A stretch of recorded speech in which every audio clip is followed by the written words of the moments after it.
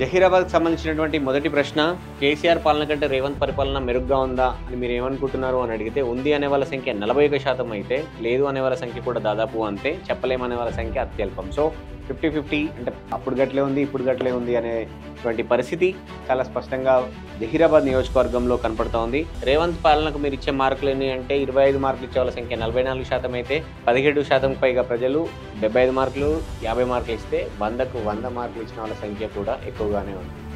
Next క్వశ్చన్కి వెళ్దాం.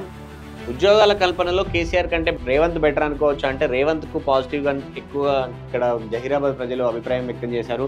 ఉద్యోగాల కల్పనలో కేసీఆర్ కంటే రేవంత్ సర్కార్ అవును బెటరే, ఆయన బాగా చేస్తున్నారు, చేయబోతున్నారు అనే వాళ్ళ సంఖ్య ఎక్కువగా ఉంది, లేదు అనే వాళ్ళ సంఖ్య తక్కువగా ఉంది.